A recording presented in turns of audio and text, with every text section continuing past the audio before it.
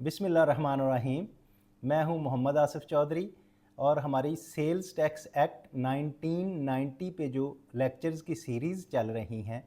उस पे आज हम पढ़ेंगे सेक्शन 37D। जो हम क्रिमिनल प्रोसीडिंग्स पढ़ रहे थे कि जो क्रिमिनल प्रोसीडिंग्स होनी है किसी के ख़िलाफ़ तो वो कस्टम को स्पेशल जज के पास जाना है केस, तो स्पेशल जज जो है किस तरह कॉग्निनाइज करेगा cognizance of offence of special जज के ऑफेंस को किस तरह वो समझेगा, किस तरह करने के बाद उस पर प्रोसीडिंग्स करेगा। तो उसका इस सेक्शन में बताया गया है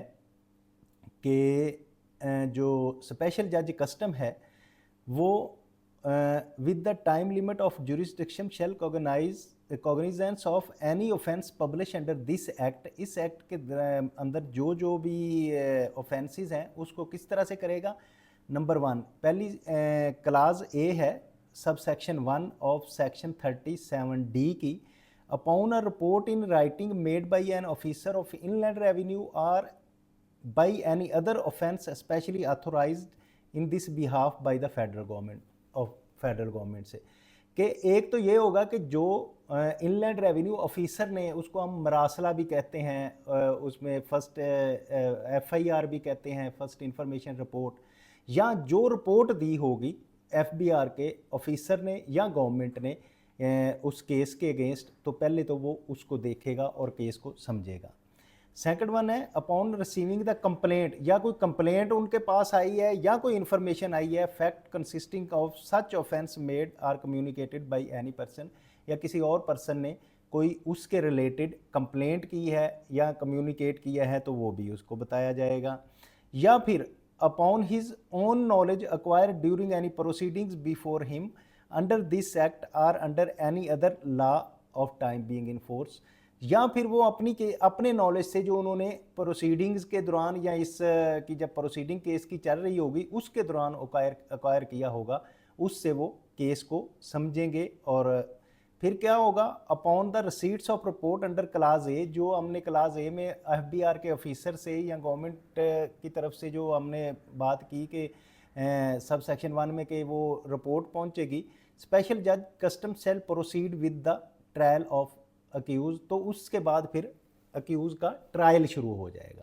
जिसमें ट्रायल में जैसे हमने वो किया कि उसमें गवाहियाँ होंगी, 164 के बयानात होंगे, और फिर उसको ट्रायल में अक्यूज़ को मे बी पनिशमेंट मिले, मे बी बेल मिल जाए, वो तो आगे जज पे डिपेंड करता है। सब सेक्शन 3 है सेक्शन 337D का, upon receipts of complaint or information in class B or acquired and manner refer to class C of sub section 1। जो ऊपर हमने जिक्र किया कि B और C में वो किसी और से इंफॉर्मेशन लेंगे या अपने नॉलेज से करेंगे। द स्पेशल जज may before issuing a summon or warrant of the appearance of the persons complaint against hold a preliminary inquiry purpose of ascertaining the truth of the falsehood of complaint, कि उसमें जो समन करने से पहले जो special जज होगा वो इसका नॉलेज गेन कर लेगा, उसके बारे में इनिशियल प्रोसीडिंग्स कर लेंगे, उसके बाद उनको पता होगा कि क्या जो कंप्लेनेंट ने कंप्लेंट की है उसमें क्या चीज़ें हैं। और डायरेक्ट एनी मजिस्ट्रेट, या फिर किसी मजिस्ट्रेट को भी डायरेक्शन दे सकते हैं कि आप भी इसकी इंक्वायरी करें, या किसी इनलैंड रेवेन्यू ऑफिसर्स को भी दे सकते हैं कि आप इसकी इंक्वायरी करें, या फिर किसी पुलिस ऑफिसर को भी, यानी कि स्पेशल जज के पास ये इख्तियार है कि वो इब्तदाई इंक्वायरी के लिए किसी पुलिस ऑफिसर, किसी इनलैंड रेवेन्यू ऑफिसर, किसी मजिस्ट्रेट को कह सकते हैं कि ऐसी इंक्वायरी होल्ड करें और उसकी सबमिट रिपोर्ट, उसकी रिपोर्ट दें। एंड सच मजिस्ट्रेट और officer shall conduct such inquiry and make a report accordingly, तो उनके ऑर्डर्स के मुताबिक वो रिपोर्ट एक बनाई जाएगी जो स्पेशल जज को दी जाएगी। If after conducting such inquiry after considering the report of such magistrate और ऑफिसर स्पेशल जज is of the opinion that, तो जब वो रिपोर्ट आ जाएगी, रिपोर्ट को पढ़ने के बाद अब जज का एक ओपिनियन बनेगा। क्या हो सकता है, सब सेक्शन 4 की क्लास ए है कि एक तो ये ओपिनियन हो सकता है there is no sufficient ground for proceeding he may dismiss the complaint, एक तो ये है कि इतने ग्राउंड्स नहीं हैं कि इसको प्रोसीडिंग्स को जारी रखा जाए, तो वो कर सकते हैं कि कंप्लेंट को डिसमिस कर सकता है, ये स्पेशल जज के पास इख्तियार है। There is a sufficient ground for proceeding and he may proceed against the person complaint against accordance with the law. और या फिर ये है कि जब उसमें देखा जाएगा कि इसमें सफिशेंट ग्राउंड हैं और इसके खिलाफ प्रोसीडिंग्स की जा सकती हैं, तो फिर उसके खिलाफ प्रोसीडिंग्स जो है उनका आगाज़ हो जाएगा। और जो स्पेशल जज कस्टम स्पेशल जज और magistrate on the officer holding inquiry under sub section 3 के तहत जो इंक्वायरी कर रहा है may hold such inquiry as early as possible accordance with the provision of section 202 of the code of criminal act जो है प्रोसीजर्स हैं उसमें 1889 के तहत उसकी एज अर्ली एज पॉसिबल इंक्वायरी कंप्लीट की जाएगी। तो ये तो हो गया इंक्वायरी कंप्लीट होने का प्रोसेस के वो मजिस्ट्रेट पहले तो उसको समझेगा केस को, समझने के बाद उसके कहाँ से समझेगा, जो रिपोर्ट दी गई है ऑफिसर की तरफ से या किसी और बंदे से कोई इंक्वायरी की गई है या फिर अपने नॉलेज से केस को समझने के बाद फिर जो है स्पेशल जज कह सकता है किसी ऑफिसर को, इनलैंड रेवेन्यू ऑफिसर को, पुलिस ऑफिसर को या किसी मजिस्ट्रेट को कि इसकी इंक्वायरी की जाए। और फिर उसकी जो इंक्वायरी की जाएगी उस रिपोर्ट की मदद से ये होगा कि जो स्पेशल जज है वो उसमें दो चीज़ें कर सकते हैं। एक तो ये समझते हैं कि सफिशेंट ग्राउंड नहीं है प्रोसीडिंग्स के तो उस केस को डिसमिस कर देंगे। दूसरा ये समझते हैं कि प्रोसीडिंग्स के सफिशेंट ग्राउंड हैं तो उसको फिर प्रोसीडिंग स्टार्ट हो जाएंगी, ट्रायल स्टार्ट हो जाएगा। तो इसमें सेक्शन 37E है जिसमें ये जुरिस्डिक्शन जो है वो सिर्फ स्पेशल जज को ही एक्सक्लूसिव जुरिस्डिक्शन है इसकी, कि ये स्पेशल जज ही इसका ट्रायल कर सकता है कि notwithstanding in this act time being in force no court other than the special जज, यानी कि स्पेशल जज के बगैर कोई और कोर्ट जो है having jurisdiction shall try an offence publish under this act, कि कोई और कोर्ट इसके बगैर नहीं कर सकती। दूसरा नो अदर कोर्ट और officer except manner and extent specially provided in this act shall exercise any power or perform any function under this act, या कोई दूसरी कोर्ट जो है एक्सेप्ट द जितने जो इसमें मैनर्स बताए गए हैं, जो तरीक़ेकार बताया गया है इस लॉ में, उसके सिवा और कोई कोर्ट इससे प्रोसीड्स नहीं करेगी। No court other than the high court shall ascertain hear or decide any application petition appeal under this chapter जो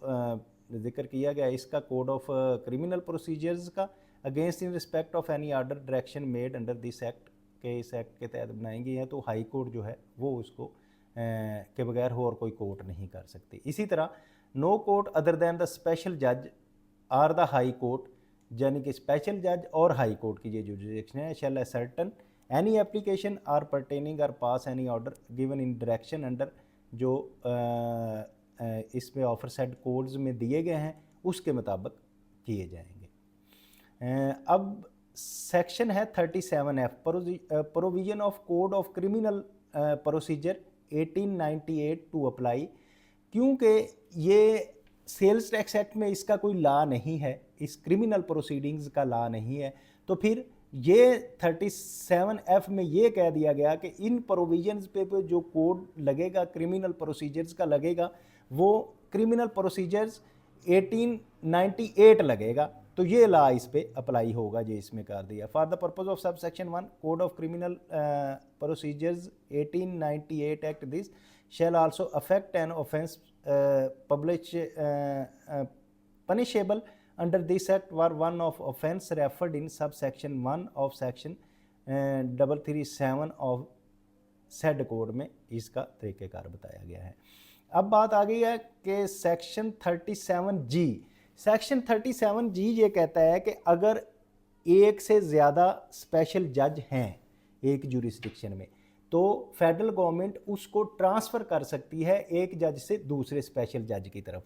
तो अब ये है कि जब वो स्पेशल जज से दूसरे स्पेशल जज की तरफ किया जाएगा, ट्रांसफ़र किया जाएगा, तो उसमें ये होगा कि वो स्पेशल जज उसमें जो प्रोसेस एविडेंसेस का हो चुका है उनको रिपीट करने की ज़रूरत नहीं, बल्कि जिस जगह केस खड़ा है उससे आगे फिर वो ट्रायल किया जाए, ट्रायल जो है वो शुरू हो जाएगा, ये इस चीज़ में बताया गया है। और 37H जो है प्लेस ऑफ सिटिंग के, स्पेशल जज की प्लेस ऑफ सिटिंग क्या होगी? वैसे तो उसकी हेडक्वार्टर जो होता है बेसिकली वो उसका प्लेस ऑफ सिटिंग होता है, लेकिन एक कन्वीनियंस के लिए, जनरल कन्वीनियंस के लिए, पार्टीज़ की विटनेसेस के लिए कोई दूसरी प्लेस भी सिलेक्ट की जा सकती है। 37I सेक्शन, इसका सब सेक्शन 1 ये कहता है कि अगर कोई पर्सन एग्रीव्ड होता है against the decision of special जज कस्टम्स, उसमें फेडरल बोर्ड ऑफ रेवेन्यू का जो इनलैंड रेवेन्यू ऑफिसर है वो भी हो सकता है, और जिसके अगेंस्ट कंप्लेंट की गई है, जो अक्यूज्ड है, वो भी हो सकता है। तो इसके अगेंस्ट जो अपील है वो सिर्फ हाई कोर्ट में की जा सकती है, और वो हाई कोर्ट में विद इन 60 डेज अपील की जा सकती है। ठीक है, तो जो इसका एक्ट है under code of criminal procedure 1898 के तहत जो है वो अपील की जाएगी हाई कोर्ट में, और विद इन 60 डेज, ये चीज़ जो है अहम है, ख्याल रखने की ज़रूरत है। इसी तरह except other provisions of sub section 1 the provisions and limitation of act 1908 act 19 shall apply in appeal prefer to under sub section 1। तो ये जो एक्ट है 1908 ये आगे अप्लाई किया जाएगा फॉर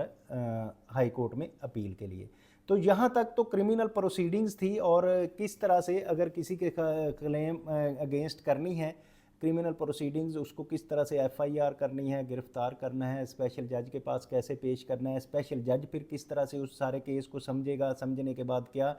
करेगा, उस प्रोसीडिंग्स को चलाएगा, या फिर केस को एक जज से दूसरे में ट्रांसफ़र किया जा सकता है, और फिर अगर डिसाइड हो जाता है तो अग्रीव पार्टी जो है वो कहाँ